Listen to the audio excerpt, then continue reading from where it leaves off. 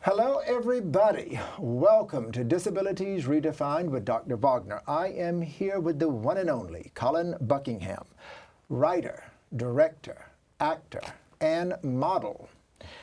Do you have time for anything else? I'm also a dancer, apparently. A dancer as well, and I understand that you also, now you're doing life drawing. Yeah, that's kind of a extension of modeling. Right, yeah. Absolutely. Colin has done it all. I'm looking at his resume right here. Film, Black Magic for White Boys, television, Mr. Robot, theater, When Cats Away, Red Noses, Big Love, the whole 9 yards. Colin, thank you for being here. Thank you for having me. Oh my God, it's our pleasure. It's our pleasure. We're just going to jump right in because I don't know who's watching where, but it's very late. Yeah, very late Thursday afternoon, Thursday night I should say, and it's Fashion Week, and we've had a collection of models and actors, and now we've got Colin here with us. And Colin, once again, I want to say thank you for being here. Yeah, you know, I know you guys are busy doing this week, but it's a pleasure having you here. Yeah, for sure. Representation in Hollywood. We have to go there, Yeah. okay? What do you think about representation in Hollywood today, and particularly the disabled population? I think it's getting better. Yeah. I mean,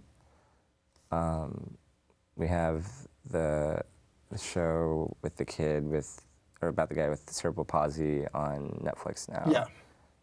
Isn't it called Special? Special. Yeah. Special is one. I don't know about if that's cerebral. I watched Special about a year ago. Yeah. And I binged, and then I haven't seen it since. I know I just saw the Peanut Butter Falcon with Shia LaBeouf. Yeah. And Zachary. I can't think of. I can see his last name. I just cannot pronounce it. Yeah. Amazing movie. Anybody out there? Please go see that movie. It is. It incredible. is amazing. Yeah. Let's go there then. Yeah. Disabled actors, fictitious roles, non-disabled actors playing disabled fictitious roles. Yeah. Where do we stand on that matter? So, I think it's a complicated thing, and I remember because they were talking about the movie The Upside, was it, with the one with Bryan Cranston and Kevin Hart. I'm probably misquoting what the title was because I didn't see it. I know the. It was like the blank side. Yes. I don't know what the, but yeah. So, and there was a lot of controversy because there were, particularly among the wheelchair user population of actors and that kind of thing. And for me, I remember feeling similarly when I saw. Like, I still love Lord of the Rings, don't get me wrong, but they didn't actually use people of like short in stature for any of the roles that were specifically that. And then it gets into the question of, well, like, where does being able to act and like become a role, where does that end and where does the other stuff begin? And I think the problem is that it's tough. Well, I think that the problem is that you're not seeing people with disabilities cast in everyday roles. I mean, we're starting to with like shows like the New Amsterdam, that's one that's been casting, like blind disability casting, and when that they don't, like if there's a role for like a 40s attending physician, then they're gonna include people with disabilities in the thing, but that's not gonna be their focal point of the character. Right, and that is where I think that the representation will really. That's where I think representation of any population will be solid, where that's not the focus. And I think, particularly among people with disabilities, you're not seeing people cast in like everyday roles as someone with a disability because, I mean, my theory is that the creative side or the producer side is worried that that's going to be sticking out too much. Well, but you know what? And somebody's going to have to do it. Yeah. Okay, and I mean, I can't prove that, so I mean, I may be wrong, but like that's kind of where what it feels like for me is that that in order to have that, because I mean, on the statement itself of an actor should be able to play any role, I think it's not a false statement. But I think that for it to carry weight and for it to be accepted, I think that it has to go both ways. Right. Of people with, like, if people with disabilities were able to play more parts or be able to be seen for more parts. Yeah. Well, if you had to pick 3 actors, just Yeah. quickly, 3 actors to work with, like who would you pick? Wow. Who would you want to work with? I think Zoe Kravitz would be really cool. She's done a lot of interesting, like, cool indie films and also like mainstream stuff.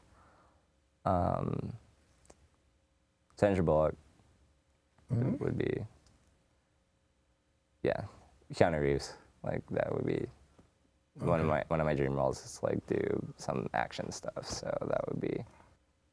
I think that media plays a large role in how people see different demographics, and representation matters. Like that's the thing that's being said a lot, and for multiple demographics, and I think that's very true. That what people see in regards to demographics is how they treat people. So I want to start making art and that kind of thing that whenever I do something, it's, will this portrayal of how I am, or will this portrayal better or worse than how I'm treated by people? You know, as an actor, when you can perfect your craft, what does that mean to you? There's this speech in, is it Hamlet, where he's talking about holding a mirror up to nature, like scoring its own image, very face and body of the time, its form and pressure, and that. No, I just realized that might sound very cliche, but I think when it's done I think acting has the potential to, it's storytelling, one.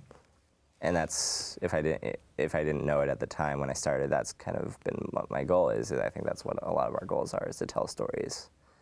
But I think it's, the mirror up to nature line is, it's to make people realize something about themselves or the world that they're in or other people's experience that they wouldn't have realized before. So I think it has the power to unite, and I think it has the power to divide as well. But It is powerful. yeah. Acting is a powerful thing. And it's powerful on both a conscious and subconscious level. Yeah. What would be a role of a lifetime? If you could have a role and we could employ Tinkerbell to come in here and wave a magic wand, Yeah. what do you think would be one role that you would love to play and you can finally say, oh man, I've done it now? Yeah. I think it would be, because I love the, like in Firefly and like Cowboy Bebop, like the kind of space cowboy kind of thing of like lone mercenary who's on their own adventure, but also with an element of like a detective kind of thing, kind of like what's it called? There's this detective series that's amazing, and the name's like on the tip of my tongue. Dresden Files, like kind of like that vibe, but